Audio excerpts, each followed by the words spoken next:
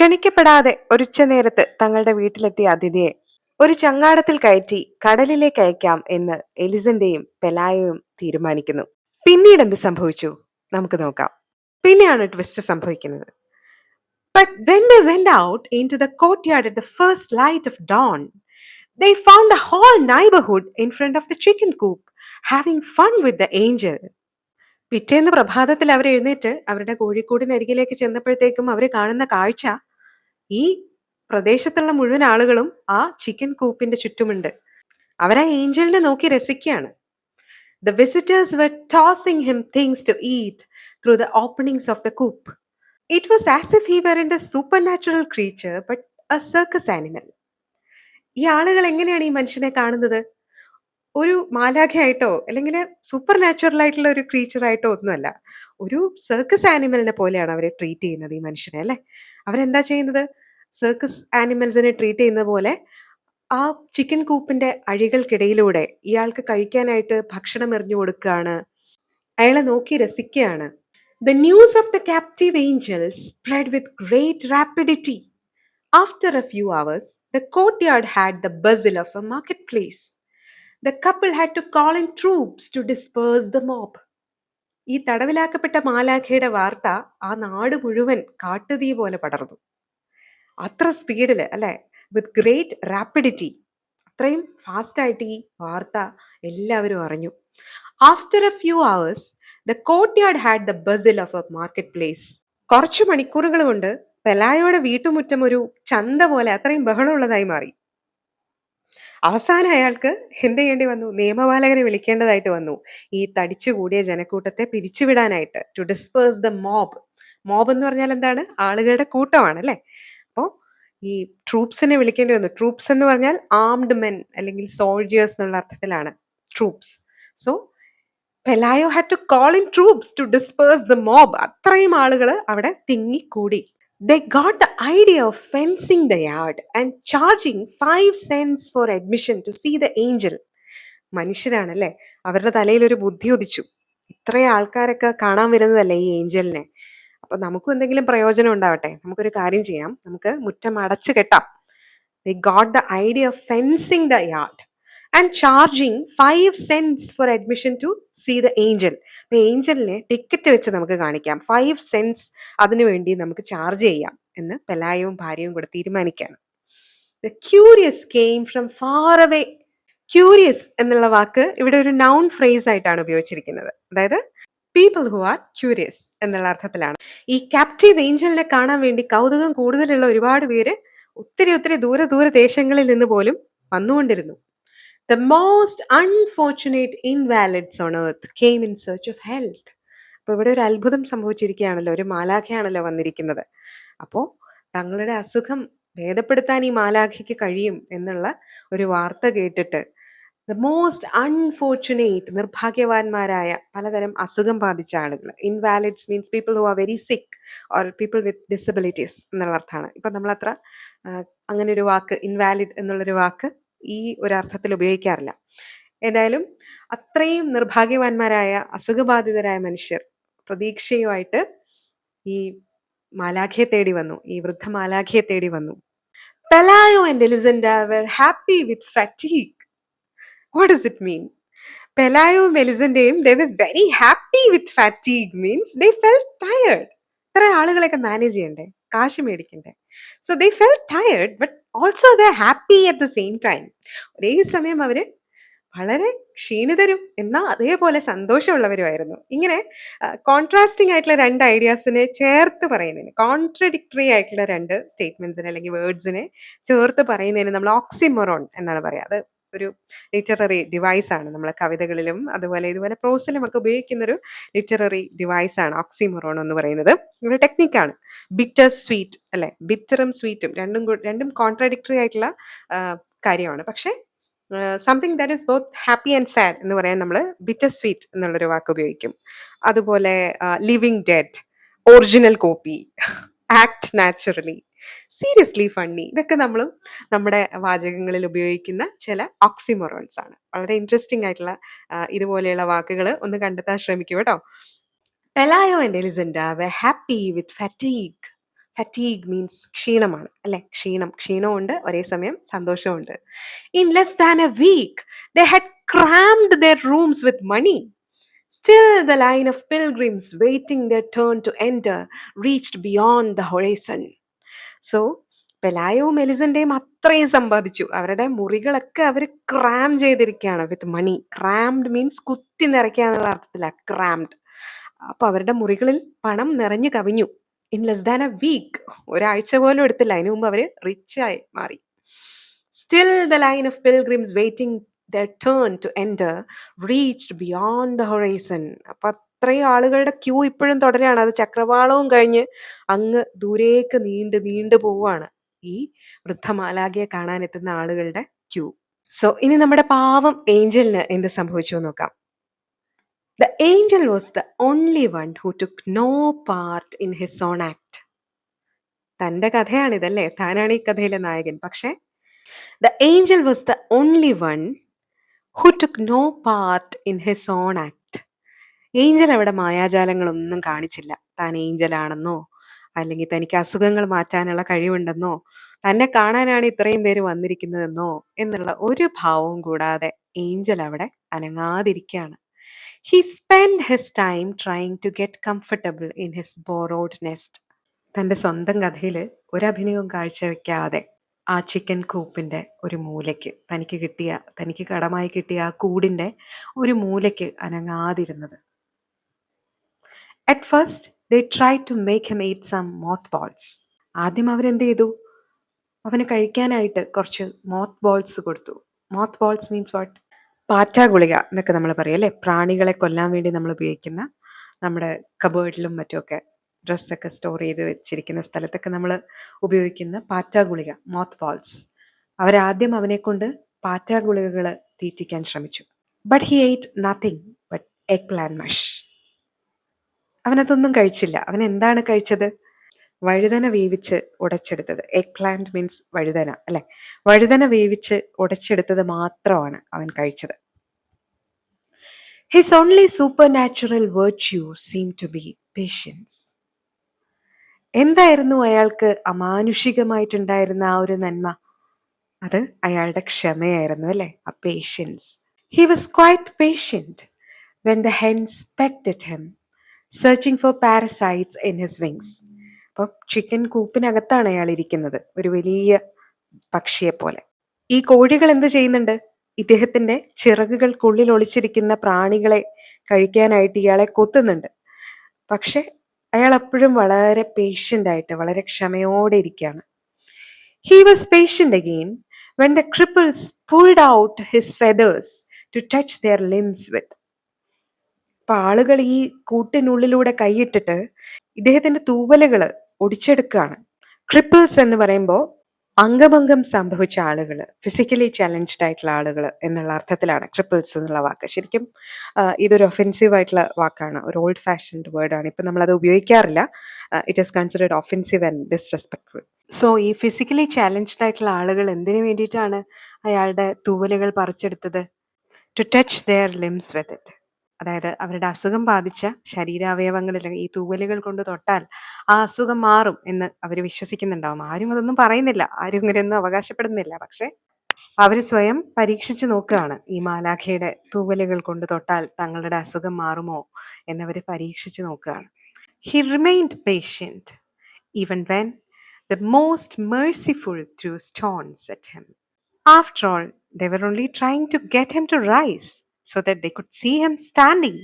ഏറ്റവും ദയാലുവായവർ പോലും തനിക്ക് നേരെ കല്ലുകൾ എറിഞ്ഞപ്പോൾ അപ്പോഴും അയാൾ ക്ഷമയോടുകൂടി തന്നെ അവിടെ ഇരുന്നു. After all they were only trying to get him to rise. എന്തിനാണ് ഇയാൾക്ക് നേരെ കല്ലെറിയുന്നത്? അയാളൊന്ന് എഴുന്നേറ്റ് നിൽക്കുന്നത് കാണാനാണ്. അയാൾ ആ ചിക്കൻ കൂപ്പിന്റെ ഒരു മൂലയ്ക്ക് ഇരിക്കുകയാണ് അല്ലെ? അയാൾ എഴുന്നേറ്റ് നിൽക്കുന്നത് കാണാനാണ് അവരിങ്ങനെ അയാളെ കല്ലെറിഞ്ഞ് ഉപദ്രവിച്ചുകൊണ്ടിരിക്കുന്നത്. ഇത്രയൊക്കെ ഉപദ്രവിച്ചിട്ടും അയാൾ ഒന്നും മിണ്ടാതെ അനങ്ങാതെ അവിടെ ഇരുന്നെങ്കിൽ അയാൾ ഒരു അമാനുഷികൻ തന്നെയാണ് എന്ന് നിങ്ങൾക്കും ഇപ്പൊ തോന്നുന്നില്ലേ? തീർച്ചയായിട്ടും അതെ. അയാളെ അമാനുഷികനാക്കുന്നത് പക്ഷെ അയാളുടെ ചിറകുകളല്ല, പിന്നെ എന്താണ്? അയാളുടെ ക്ഷമ അല്ലെ? പേഷ്യൻസ്. ആ പേഷ്യൻസ് ആണ്, ആ ക്ഷമയാണ് അയാളെ അമാനുഷികനായ ഒരാളാക്കി മാറ്റുന്നത്. It so happened that during those days there arrived in the town a traveling show. The main attraction was a woman who had been changed into a spider by a burst of thunder and lightning. The admission fee to see her was less than the fee to see the angel. So the people flocked to see her. They were also permitted to ask her all manner of questions about her absurd state. അങ്ങനെ ഇരിക്കെ ആ നാട്ടിൽ ഒരു travelling show വന്നു അല്ലെ. എന്തായിരുന്നു ആ ഷോയുടെ മെയിൻ അട്രാക്ഷൻ? ഇടിമിന്നലേറ്റ് ചിലന്തിയായി മാറിയ ഒരു സ്ത്രീ. അവരെ കാണാനുള്ള ഫീസ് നമ്മൾ കമ്പയർ ചെയ്ത് നോക്കുമ്പോൾ ഈ വയസ്സൻ ഏഞ്ചലിനെ കാണാനുള്ള ഫീസിനേക്കാൾ കുറവായിരുന്നു. അതുകൊണ്ട് തന്നെ ആളുകൾ അവരെ കാണാനായിട്ട് തിങ്ങി നിറഞ്ഞു. People flocked to see her. They were also permitted to ask her all manner of questions about her absurd state. ഒന്നും മിണ്ടാതിരിക്കുന്ന ഈ വയസ്സൻ മാലാഖയെ പോലെയല്ല, ആ സ്ത്രീയോട് ഇവർക്ക് ചോദ്യങ്ങൾ ചോദിക്കാൻ അനുവാദം ഉണ്ടായിരുന്നു അല്ലെ. അവർക്ക് എങ്ങനെയാണ് ഇങ്ങനെ സംഭവിച്ചത്, ഈ അവസ്ഥയെക്കുറിച്ച്, അവരുടെ ഈ അബ്സേർഡ് സ്റ്റേറ്റിനെ കുറിച്ച് എന്ത് വേണമെങ്കിലും എല്ലാ തരത്തിലുമുള്ള ചോദ്യങ്ങൾ അവരോട് ചോദിക്കാമായിരുന്നു. അങ്ങനെ ഒരു അഡ്വാൻറ്റേജും കൂടെ ഉണ്ടായിരുന്നു. അതുകൊണ്ട് തന്നെ ഈ വയസ്സൻ ഏഞ്ചലിനെ ആളുകൾ പതിയെ മറന്നു. പുതിയൊരു സെൻസേഷൻ വന്നപ്പോൾ അതിന്റെ പുറകെ ആളുകൾ പോയി. The owners of the house had no reason to lament. With the money they saved, they built a two-story mansion with balconies and gardens. നമ്മുടെ പെലായോനും എലിസന്റയ്ക്കും, അവരാണ് ഓണേഴ്സ് ഓഫ് ദ ഹൗസ്, അവർക്ക് വിഷമിക്കേണ്ട ഒരാവശ്യം ഉണ്ടായിരുന്നില്ല. They had no reason to lament. Lament means നിലവിളിക്കുക അല്ലെ. അവർക്ക് വിഷമിക്കേണ്ട, കരയേണ്ട ഒരാവശ്യം ഉണ്ടായിരുന്നില്ല. കാരണം അവർ ഓൾറെഡി നല്ലതുപോലെ പണം സമ്പാദിച്ചിരുന്നു. അപ്പൊ അവർ സമ്പാദിച്ചു വെച്ച ആ പണം കൊണ്ട് അവരെന്ത് ചെയ്തു? ഒരു 2 നില മാളിക വീട് പണിതു. ബാൽക്കണീസും ഗാർഡൻസും ഒക്കെയുള്ള മനോഹരമായിട്ടുള്ള ഒരു വീട് പണിതു. ആൻഡ് ആ വീടിന് അവര് വലിയ ഹൈ നെറ്റിംഗ് ഒക്കെ കൊടുത്തു. So that crabs wouldn't get in during the winter ടൈമിൽ ഞണ്ടുകളൊന്നും അകത്ത് കയറാതിരിക്കാനായിട്ട് വലിയ നെറ്റിംഗ് ഒക്കെ കൊടുത്തു. അത് മാത്രല്ല അയൺ ബാഴ്സ് കൊടുത്തു. വിൻഡോസിലൊക്കെ, ജനാലകളിലൊക്കെ അയൺ ബാഴ്സ്, ഇരുമ്പിന്റെ അഴികൾ വെച്ചു. കാരണം ഇതുപോലെയുള്ള വയസ്സൻ മാലാഖകൾ ഇനിയും അകത്തേക്ക് പറന്നിറങ്ങാതിരിക്കാൻ അവര് ഇരുമ്പിന്റെ അഴികളുള്ള ജനാലകളും പണിതു. Pelayo also set up a rabbit warren and gave up his job as a bailiff for good. Elisenda bought some satin pumps with high heels and many dresses of iridescent silk. പെലായോ കുറച്ചും കൂടെ practical ആയിട്ടുള്ള ഒരു മനുഷ്യനായിരുന്നു. അതുകൊണ്ട് സമ്പാദിച്ച പണം കൊണ്ട് അദ്ദേഹം എന്ത് ചെയ്തു? ഒരു റാബിറ്റ് വാറൻ സെറ്റപ്പ് ചെയ്തു അല്ലെ. എന്താണ് ഈ റാബിറ്റ് വാറൻ? മുയലുകളെ വളർത്താനുള്ള സ്ഥലം. അണ്ടർഗ്രൗണ്ട് ടണൽസും ബറോസും ഒക്കെ ആയിട്ട് കുറെ കണക്റ്റഡ് ഹോൾസ് ഒക്കെയുള്ള മുയൽ വീടിനെയാണ് നമ്മൾ റാബിറ്റ് വാറൻ എന്ന് പറയാം. ഓരോ മൃഗങ്ങളെയും പാർപ്പിക്കുന്ന സ്ഥലത്തിന് ഓരോ പേരുകളുണ്ടല്ലോ. ഡോഗിനെ പാർപ്പിക്കുന്ന സ്ഥലത്തിന് നമ്മൾ എന്താ പറയാ? കെനൽ അല്ലെ. കൗനെ ആണെങ്കിലോ ഷെഡ് അല്ലെങ്കിൽ ബാൺ എന്ന് പറയും. ഹോഴ്സിനെ ആണെങ്കിൽ സ്റ്റേബിൾ എന്നാണ് പറയാ അല്ലെ. ഹോഴ്സിനെ പാർപ്പിക്കുന്ന സ്ഥലത്തിന് നമ്മൾ സ്റ്റേബിൾ എന്നാണ് പറയാ. ഹെൻ ആണെങ്കിൽ കൂപ്പ്. അതുപോലെ റാബിറ്റിന്റെ ഹോമാണ് വാറൻ അല്ലെങ്കിൽ ബറോ എന്ന് പറയുന്നത്. പെലായോ നേരത്തെ ഒരു ബെയിലിഫ് ആയിരുന്നു. ബെയിലിഫ് എന്ന് വെച്ചാൽ ലോ ഓഫീസർ അല്ലെ. ആ ജോലിയൊക്കെ വിട്ടിട്ട് അദ്ദേഹം ഒരു റാബിറ്റ് വാറൻ സെറ്റപ്പ് ചെയ്തു.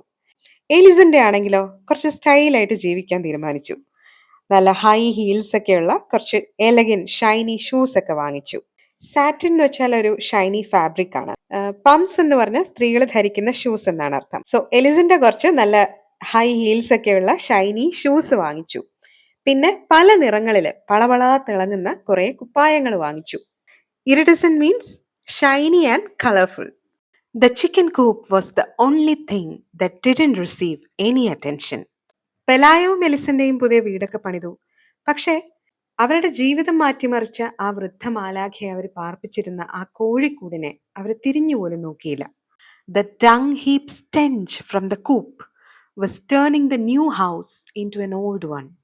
ആ കോഴിക്കൂട് അവർ വൃത്തിയാക്കാത്തതിനാല് ഇങ്ങനെ കൂന കൂടി കിടന്ന വിസർജ്യത്തിൽ നിന്ന്, അതാണ് ഡങ് ഹീപ്പ് എന്ന് പറയുന്നത്. ഡങ് ഹീപ്പ്, കൂന കൂടി കിടന്ന വിസർജ്യത്തിൽ നിന്ന് വരുന്ന സ്റ്റെഞ്ച്. സ്റ്റെഞ്ച് മീൻസ് ഒരു ഭയങ്കര ദുർഗന്ധം എന്നുള്ള അർത്ഥമാണ് അല്ലെ. ആ വിസർജ്യത്തിൽ നിന്ന് വമിക്കുന്ന ദുർഗന്ധം ആ പുതിയ വീടിന്റെ പുതുമ നഷ്ടപ്പെടുത്തി.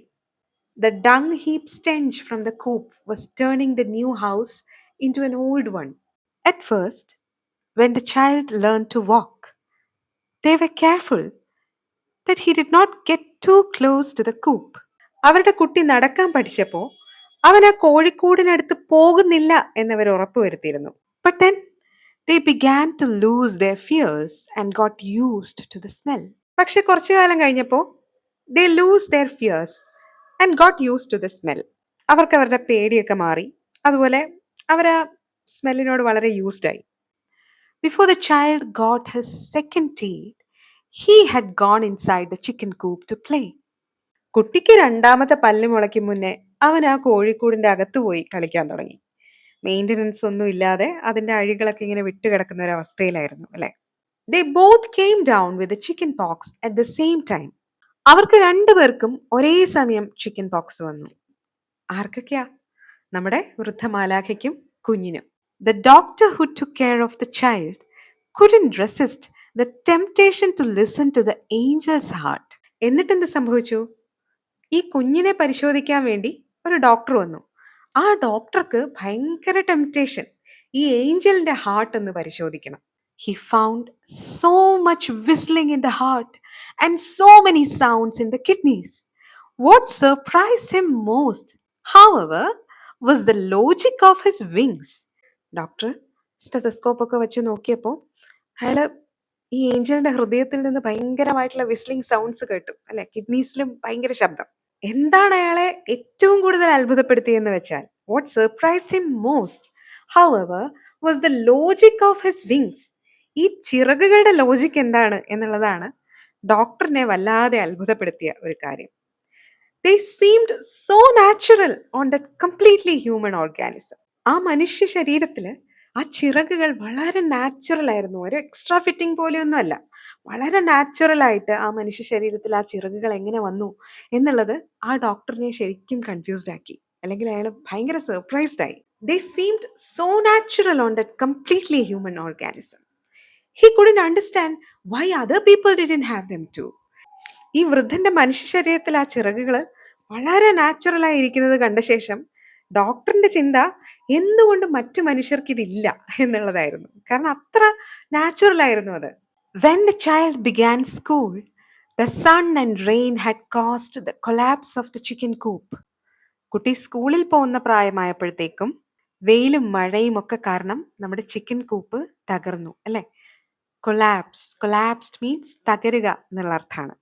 The angel went dragging himself about here and there like a stray dying man. Angel ഒരു മൃതപ്രായനായ ഒരു മനുഷ്യനെ പോലെ.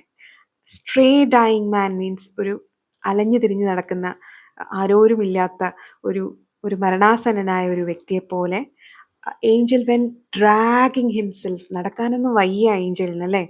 ഡ്രാഗിങ് ഹിംസെൽഫ്, അയാളുടെ ശരീരവും വലിച്ചുകൊണ്ട് ആ കൂപ്പിൻ്റെ അകത്ത് അങ്ങോട്ടും ഇങ്ങോട്ടും ഒക്കെ നീങ്ങാൻ ശ്രമിക്കുകയാണ്. ഇങ്ങനെ നിരങ്ങി നീങ്ങാൻ ശ്രമിക്കുകയാണ്. He seemed to be in so many places at the same time. നമ്മൾ ഈ കുമ്പിടി എന്നൊക്കെ പറയില്ലേ, he seemed to be in so many places at the same time. ഒരേ സമയത്ത് അയാളെ പല പല സ്ഥലങ്ങളിൽ നമ്മൾ കണ്ടു. എങ്ങനെയോ അയാൾ നിരങ്ങി ഓരോ സ്ഥലത്തായിട്ട് ഇങ്ങനെ മാറി മാറി ഇരിക്കുകയാണ്. He could scarcely eat and his eyes had also become so foggy that it went about bumping into pores. അവന് ഒന്നും കഴിക്കാനുള്ള ആവതുണ്ടായിരുന്നില്ല. ഫോഗി മീൻസ് മങ്ങലുള്ള എന്നുള്ള അർത്ഥമാണ്. അവന്റെ കാഴ്ച മങ്ങിപ്പോയിരുന്നത് കൊണ്ട് തന്നെ ഇങ്ങനെ എഴുന്നേറ്റ് നടക്കുമ്പോൾ ഓരോയിടത്തും ചെന്ന് തലയിടിച്ച് വീഴും. Pelayo threw a blanket over him and let him sleep in the shed.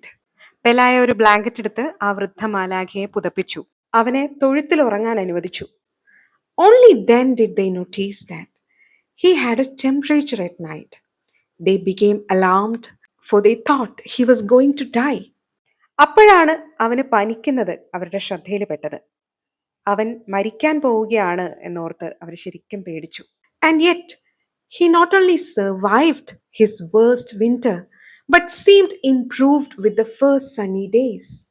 പക്ഷെ അത്രയും മോശപ്പെട്ട ആ ശൈത്യകാലത്തെ അവൻ അതിജീവിച്ചു എന്ന് മാത്രമല്ല, അവന്റെ അവസ്ഥ മെച്ചപ്പെട്ടു. He remained motionless for several days in the farthest corner of the courtyard. പിന്നെ കുറേ ദിവസത്തേക്ക് മുറ്റത്തിന്റെ ഒരറ്റത്ത് അനക്കമില്ലാതെ ഇരിക്കുന്ന ആ ഏഞ്ചലിനെയാണ് നമ്മൾ കാണുന്നത്. At the beginning of December, some large, stiff feathers began to grow on his wings. They looked like the feathers of a scarecrow. ഡിസംബറിന്റെ തുടക്കത്തിൽ അവന് വലിയ പരുക്കനായ കുറച്ച് തൂവലുകൾ വളർന്നു വന്നു. ഒരു നോക്കുകുത്തിയുടെ തൂവലുകൾ പോലത്തെ തൂവലുകളായിരുന്നു അതെന്ന് പറയുന്നു. സ്കെയർക്രോ means നോക്കുകുത്തി. One morning, Elizinda was cutting some bunches of onions for lunch when a wind blew into the kitchen. ഒരു ദിവസം കാലത്ത് എലിസണ്ട ഇങ്ങനെ സവാള എറിഞ്ഞുകൊണ്ട് അടുക്കളയിൽ നിൽക്കുമ്പോൾ പെട്ടെന്നൊരു കാറ്റ് വീശി. Then she went to the window and found the angel in his first attempts at flight.